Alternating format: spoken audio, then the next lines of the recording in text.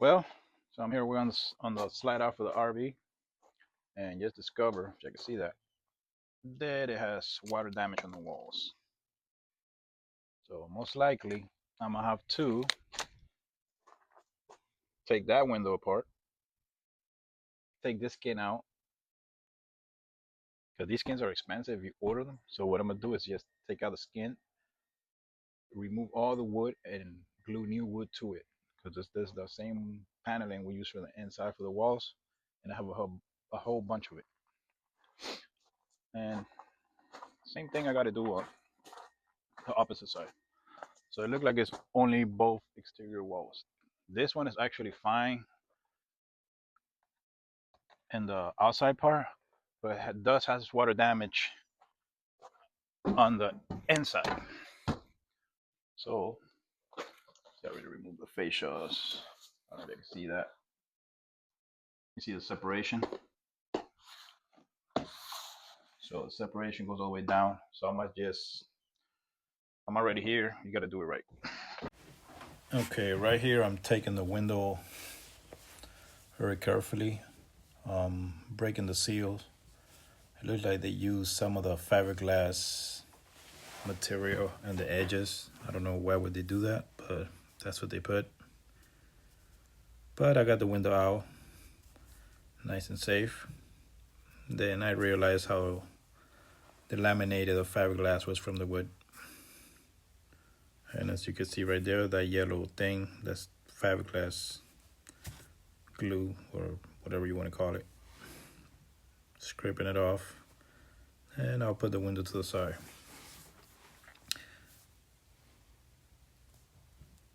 Then you see the separation. So they did a repair on this unit before. Now that I've been working on RVs, whoever did this repair didn't do it right. From what I can see, I guess the roof was still leaking and they did a wall repair. They changed the foam. They put a lot of adhesive, but it was still leaking water. So here I'm taking out the second window. Like I say, I'm trying to be very careful about these windows because it's an older unit, and if you do find the windows, they're gonna be expensive. So I ain't gonna lie, I was scared taking out these windows, but they came out pretty easy, all of them.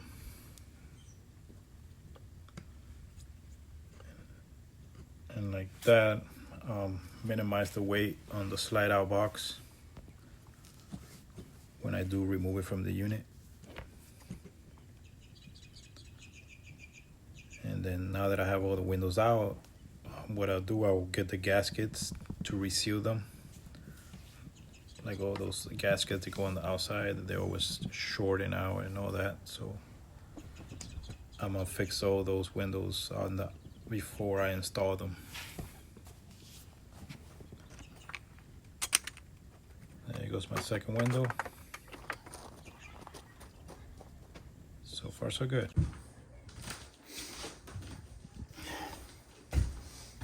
Alright, this is the biggest window. I already took out all the other three with no problem by myself. Now I'm gonna tell you something. If y'all wanna paint these walls and y'all don't wanna be using tape, if you're confident, you could take the frame out. It holds the window in place, paint, then put it back on. So you have to make sure that it is actually very secure in the other side, so that it's sealed, like with silicone or beauty tape. All it is a frame. It goes like this, and it pulls the window in. That's all it does. You don't have to take out the window to work on the slide, but since I'm pulling the whole slide out and I have to reseal the windows, might just do it. So it kind of helped me with the weight. And trust me, I don't want to break one of these windows because they're expensive, if you can find it.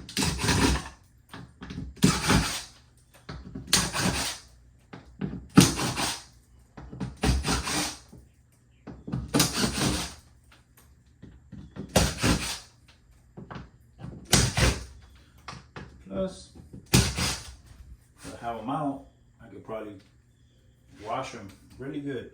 They're really grind up. So it works out for me.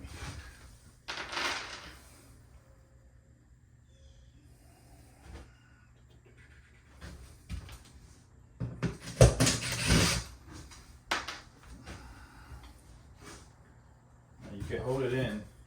If you're scared, you're doing this by yourself, you can hold it from here. This is separate lip. See?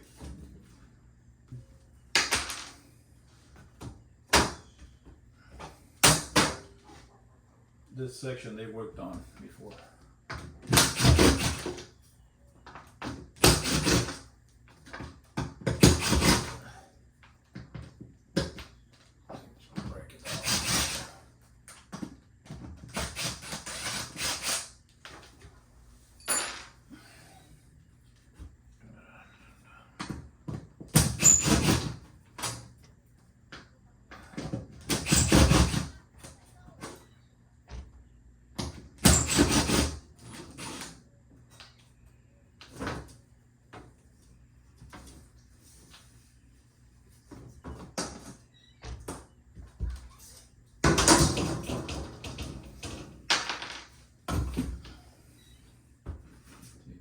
Kind of test it. She didn't come out. I don't know if you can see that on camera, but I'll show it to you guys. So it looked like from here, and this whole corner was worked on before, because the foam is different. This is a blue new foam.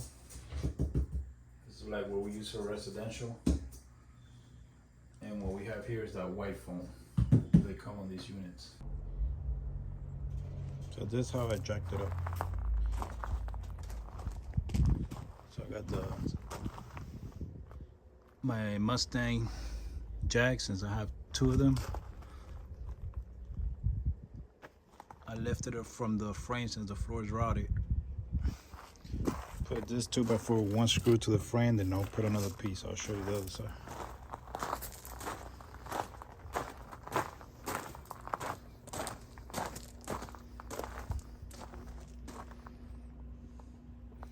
Like that. When I retract the rails, the floor could drop.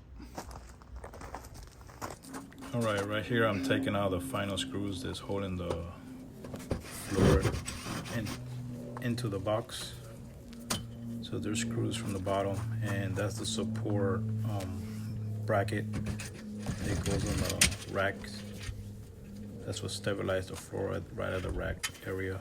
So that came down, and after that there should be some screws right under there, and then the whole floor should drop. And the floor is pretty shot. I'm trying to find the screws. They're rusted out. Locate all of them. It looked like they put some liquid nail in the inside of the floor, so I've never run into that, and I have changed many of these floors. So right now the floor is about to drop. There you go. Well guys, dropped up the floor. The box is detached from the unit itself. It's freestanding.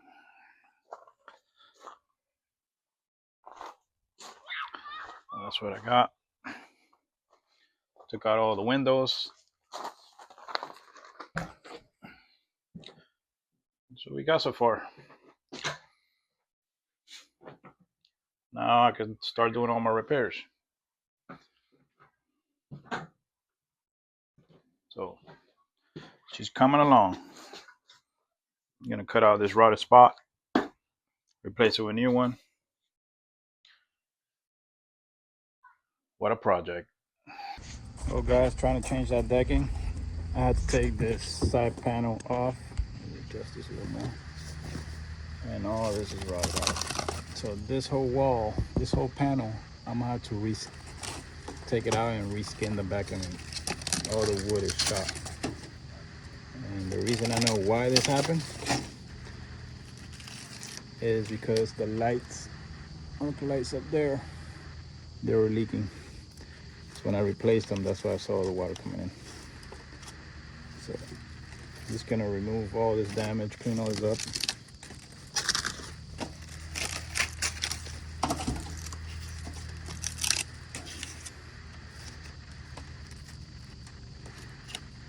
Put the new decking on. Gotta loosen the screws, kind of raise this up a little and slice that new piece of wood in there. So, not too bad. Nothing I can't handle. Well, as I can see,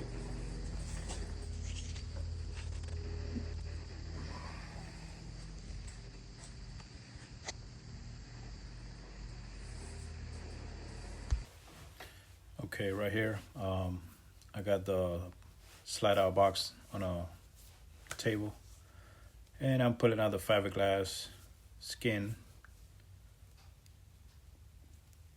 and you can see when I peel it back how much water damage it has behind it. So it delaminated the fiberglass from the wood, and you try to take it out. So I got it all out, and you can see all that watermark from the front and the back.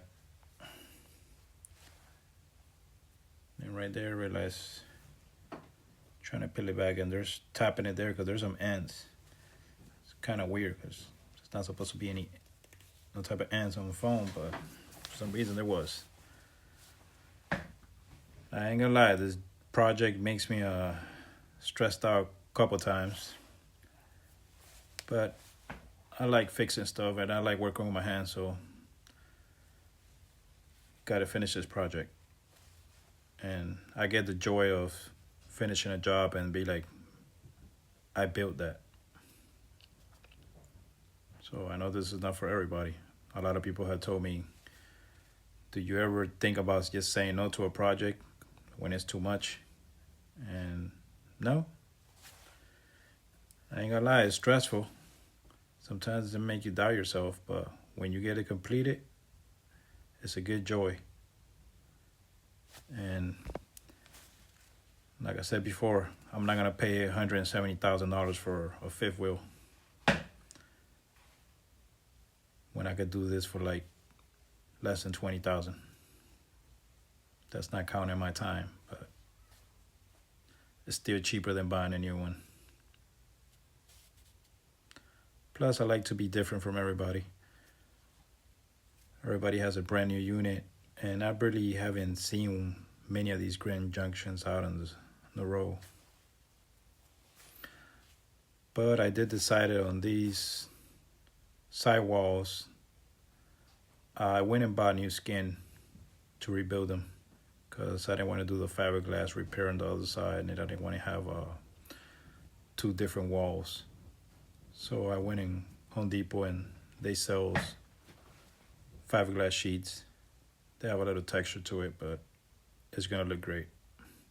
I'll just glue new panels to it. Anyways, guys, thank you for watching. See you next time.